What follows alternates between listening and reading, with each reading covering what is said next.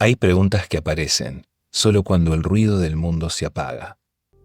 Soy Daniel Radesca y esto es La vida por dentro. Hoy vamos a hablar de algo que no suele desaparecer, pero sí cambiar de forma: el deseo.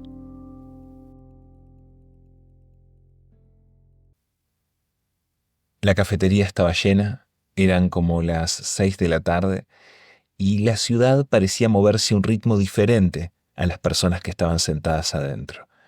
A través de la ventana se veía el flujo constante de autos, de bicicletas, de gente caminando apurada, y adentro, sin embargo, el tiempo parecía haberse detenido un poco.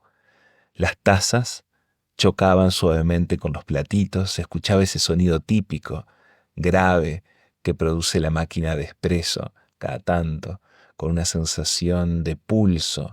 Las conversaciones se superponían un poco, con un murmullo continuo, pero placentero, y en una mesa, cerca de la ventana, estaba una mujer revolviendo el café, pero sin tomarlo. La cuchara giraba despacio, una y otra vez, y miraba hacia afuera. En la esquina había un grupo de jóvenes que estaba riendo, había una pareja discutiendo ahí en el semáforo. Las personas pasaban rápido, como si supieran exactamente hacia dónde iban. Pero había algo curioso en esa escena.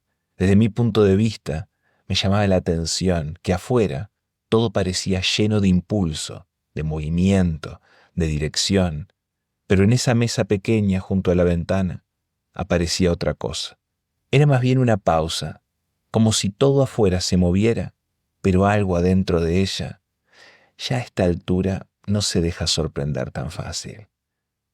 En medio de toda esa velocidad, empezó a surgir una pregunta que muchas personas empiezan a sentir con los años. ¿Qué pasa con el deseo, especialmente cuando la vida deja de sentirse nueva? Hace ya varios años, una mujer me dijo algo en una sesión que recuerdo con mucha claridad. Ella tenía 47 años, 2 hijos adolescentes, un trabajo estable, un matrimonio largo. Desde afuera, la vida parecía bastante ordenada, pero ese día se sentó delante mío y me dijo: siento que algo se apagó adentro mío. Lo dijo en voz baja, pero segura de tener el derecho de sentirlo. Durante un rato se puso a hablar de su relación, no habían grandes conflictos, se querían, se respetaban, pero el deseo había cambiado.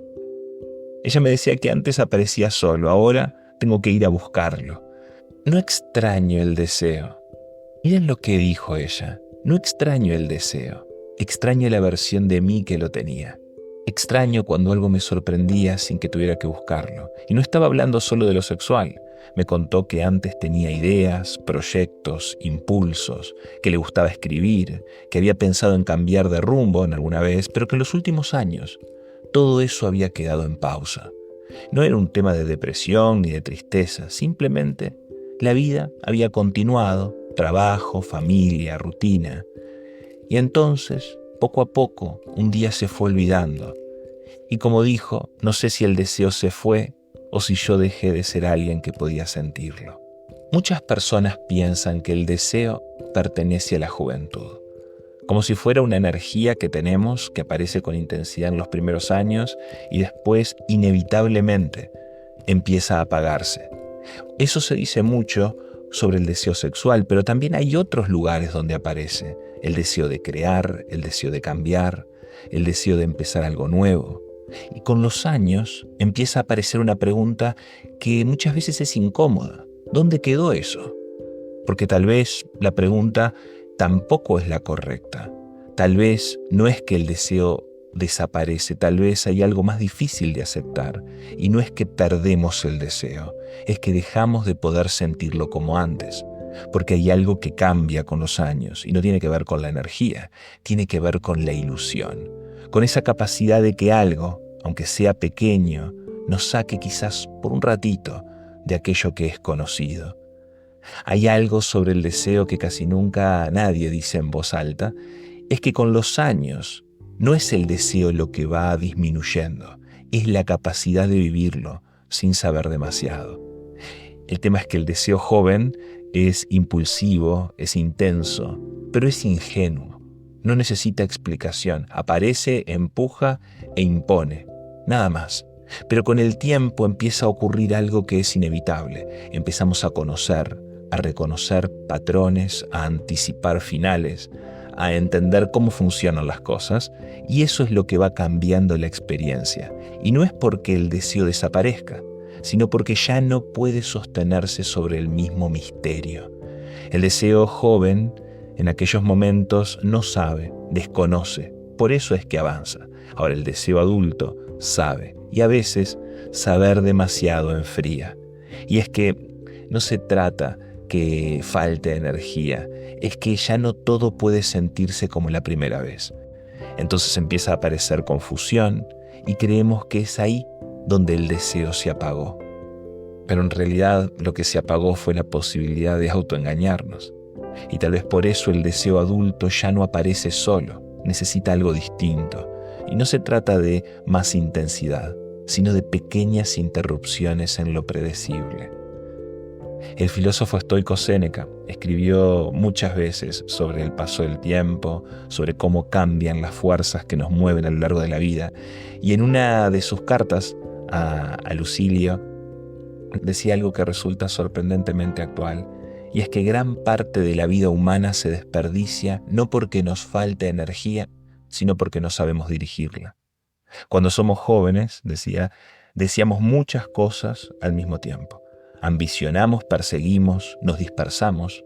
El deseo parece o nos da la sensación de que es infinito.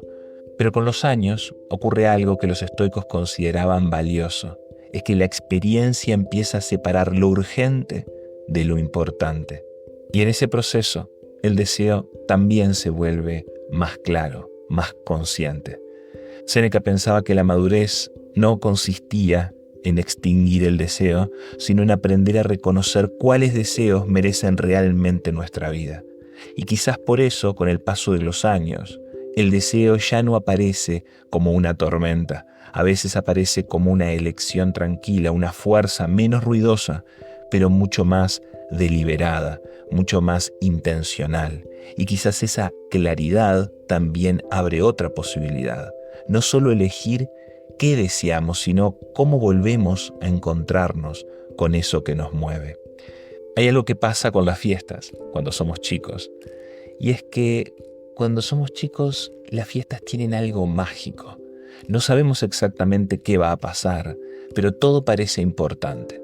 La espera, los preparativos, esa sensación de que algo especial está por ocurrir, la mesa, las luces, las conversaciones, todo está cargado de expectativa. Pero con los años, las fiestas siguen siendo las mismas, la misma mesa, casi la misma gente, los mismos rituales, y sin embargo, algo cambia. Es que ya sabemos quién va a decir qué, sabemos cómo va a avanzar la noche, sabemos incluso en qué momento vamos a querer irnos. La magia no desaparece del todo, pero ya no está sostenida por el misterio. Y tal vez el deseo funcione de una manera muy parecida a las fiestas. No es que deja de existir, pero deja de apoyarse en lo desconocido. A veces alcanza con un poco, muy poco, para que algo vuelva a sentirse distinto. De repente, un detalle inesperado, una conversación que no estaba planeada, un momento que se sale apenas de ese guión festivo, porque tal vez el deseo, como decíamos, no necesita más intensidad. Lo que necesita es volver a encontrarse con aquello que no estaba previsto. Tal vez el deseo no desaparece con los años, tal vez lo que desaparece es la ilusión de que siempre va a aparecer solo, que va a ser fácil, que va a ser automático, que va a sentirse nuevo sin que hagamos nada distinto. Pero cuando esa ilusión cae, aparece algo muy interesante, la posibilidad de participar. ¿Qué pasaría si algo en tu rutina cambiara apenas lo suficiente como para que algo dentro tuyo vuelva a sentirse distinto? Generar pequeñas interrupciones en lo predecible, volver a exponernos, aunque sea un poco, a aquello que es desconocido. No hace falta cambiar la vida entera. A veces alcanza con algo mínimo, algo que no estaba en el plan, algo que no controlamos del todo.